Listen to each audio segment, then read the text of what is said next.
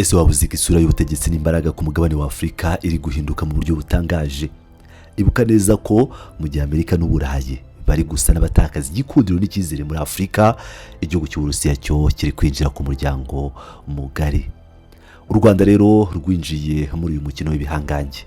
Amasezerano mashya u Rwanda ruherutse gusinyana n'Uburusiya mu byerekeye ikoranabuhanga rya nucleaire ashobora kugaragara nk'ibisanzwe ku rupapuro, ariko mu by'ukuri ni ikimenyetso gikomeye cy'uko u Rwanda ruri kwiyubaka nk'ihuriro ry'ikoranabuhanga n'ubuvuzi mu karere.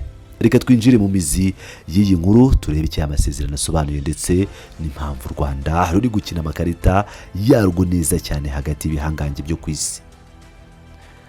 Baje kubaha ikaze inshuti bakozi ba Pilot News TV mudukurikira umunsi ku munsi. Niba ari ubwa mbere ugeze hano, kora subscribe unakande ku nzogera kugira ngo ujye ubona amakuru acukumbuye kandi asesenguye neza. Uyu munsi tugiye kurebera hamwe inkuru iri kuvugwa cyane mu rwego rw'ububanyi n'amahanga, amasezerano y'ubufatanye mu bya nucleaire hagati y'u Rwanda n'Uburusiya. Iyi si inkuru isanzwe kuko irimo ikoranabuhanga rigezweho, ubuvuzi ndetse na diplomasi ikomeye cyane. Tariki ya 19 z'ukwezi kwa gatanu mu nama ikomeye cyane yiswe Nuclear Energy Innovation Summit yabereye mu murwa mukuru Kigali, nibwo guverinoma y'u Rwanda yasinye amasezerano n'Uburusiya. Ku bantu benshi iyo bumvise ijambo nucleaire bahita batekereza ku ntwaro cyangwa ibisasu bya kirimbuzi, ariko oya, reka mbakureho urujijo. Aya masezerano ashingiye ku iterambere ry'amahoro. Aya masezerano y'ubwumvikane cyangwa Memorandum of Understanding MOU yibanda cyane ku bintu bibiri by'ingenzi: ubuvuzi bukoresha ikoranabuhanga rya nucleaire ndetse n'ubushakashatsi mu bumenyi bwa nucleaire. Ibi bivuze iki mu buzima bwacu bwa buri munsi?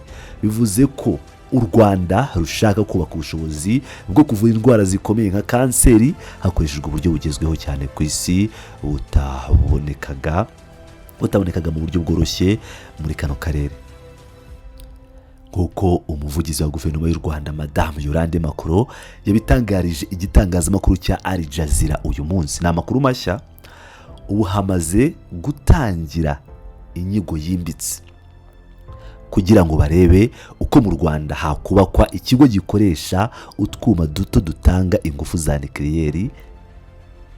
Ibi bizajyana no kubaka ikigo cy'ubushakashatsi ku bumenyi n'ikoranabuhanga rya nucleaire.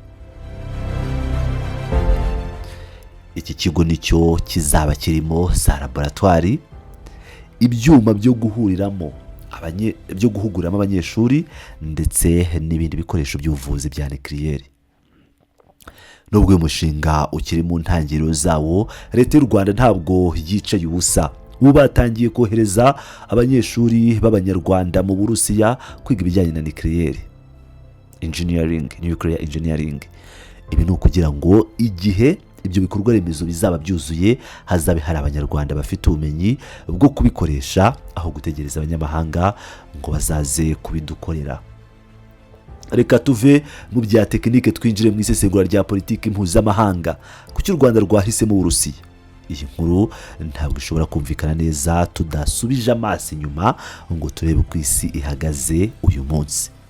Kuva kera ibihugu by'i Burayi na Amerika byari bifite ijambo rikomeye muri Afurika binyuze mu nkunga, imishinga y'iterambere n'ubufatanye mu bya gisirikare.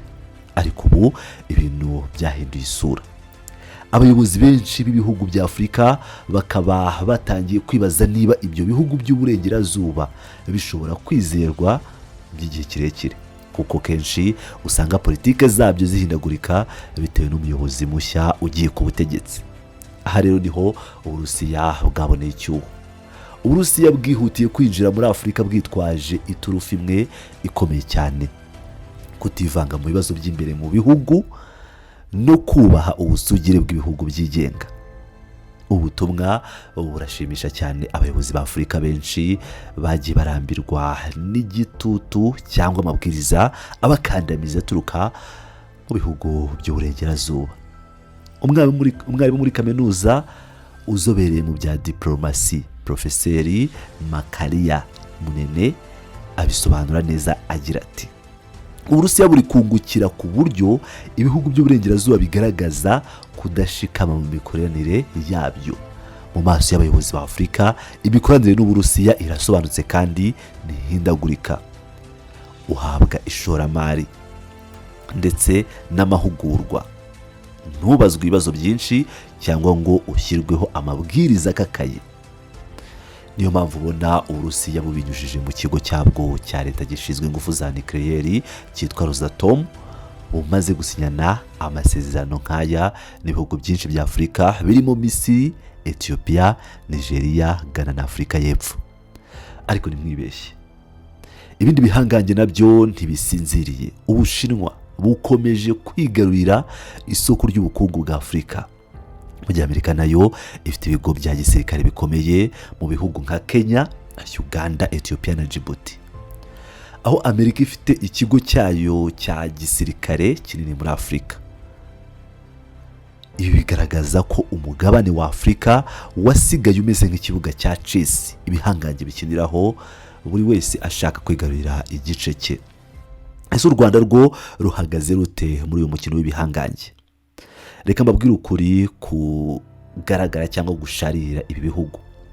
Umubano w'u Rwanda n'ibihugu by'uburengerazuba wagiye uzamo agatotsi mu bihe byashize. U Rwanda rwakunze gushyirwaho igitutu ndetse rukanengwa ku bijyanye n'uburenganzira bwa muntu n'ibirego byo kubangamira abatavuga rumwe n'ubutegetsi.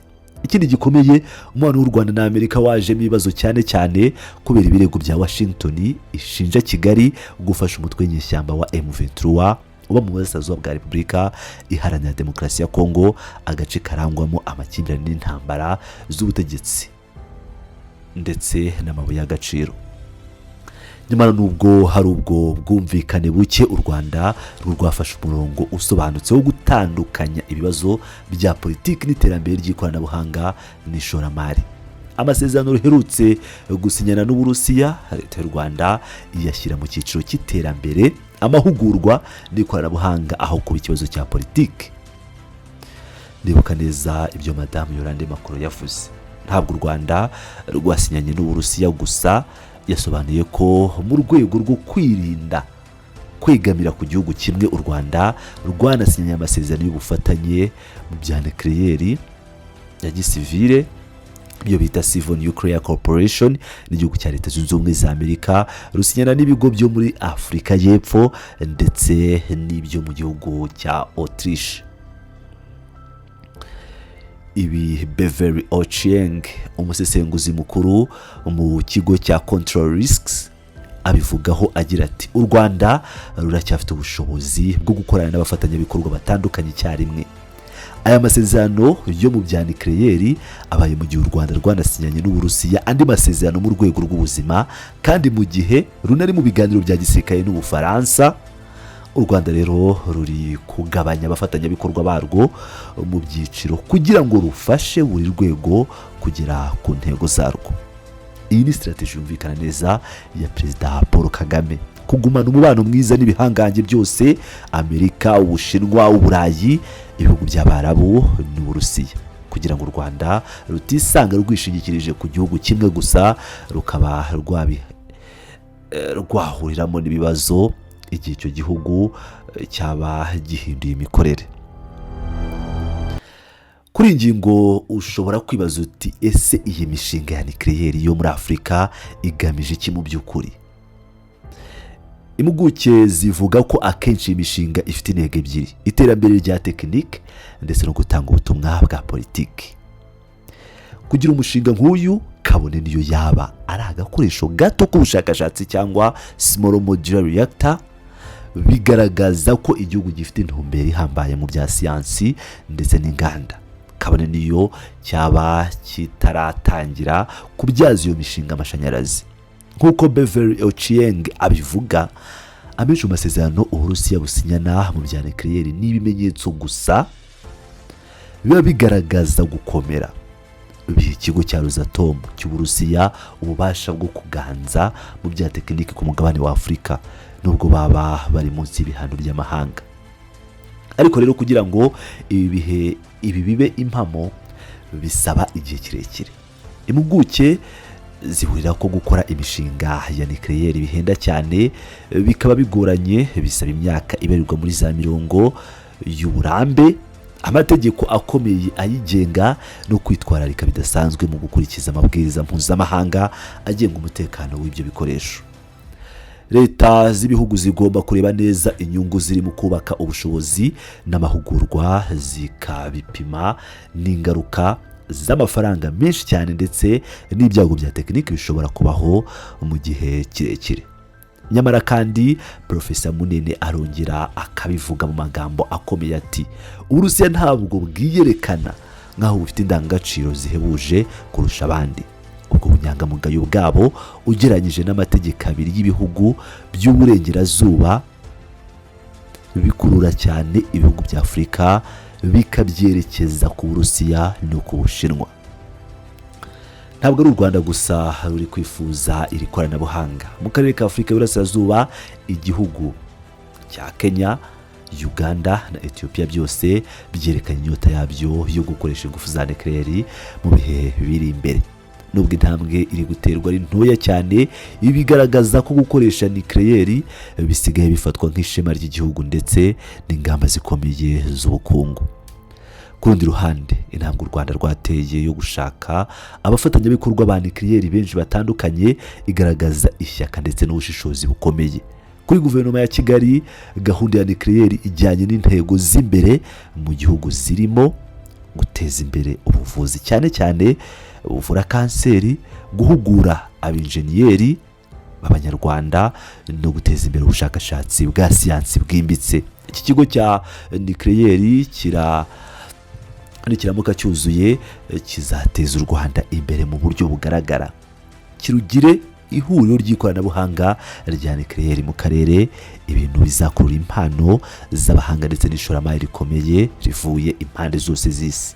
Ibi byose bihuye neza n'icyerekezo cya Perezida Paul Kagame cyo guhindura u Rwanda igihugu gifite ubukungu bushingiye ku ikoranabuhanga akoresheje ubufatanye buhuza udushya aritwo innovation, ishoramari ndetse na diplomasi y'ikirenga.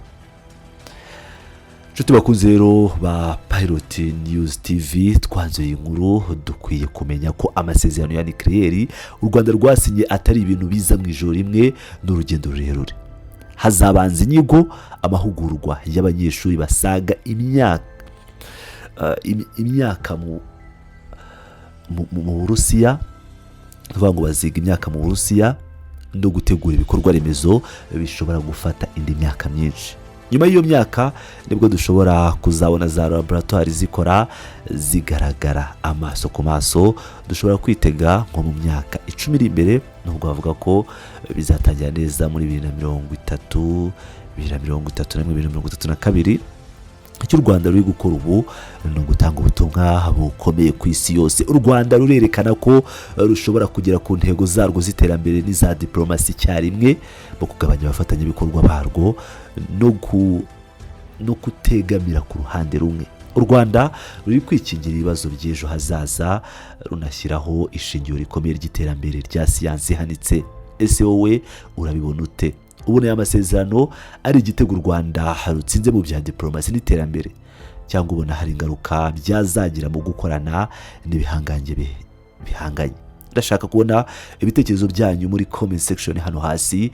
Mwakoze cyane kubana nanjye muri uyu mwanya, mwari kumwe na Pilot News TV. Nibisanzwe niba inkuru wayikunze, kora like, uyisangize inshuti zawe. Niba utanayikunze, kanda kuri dislike inshuro 2. Urabikoze neza cyane, kandi ukabikora subscribe kugira ngo utazashikwa n'amakuru yacu y'ubutaha. Turabakunda cyane, mugire ibihe byiza.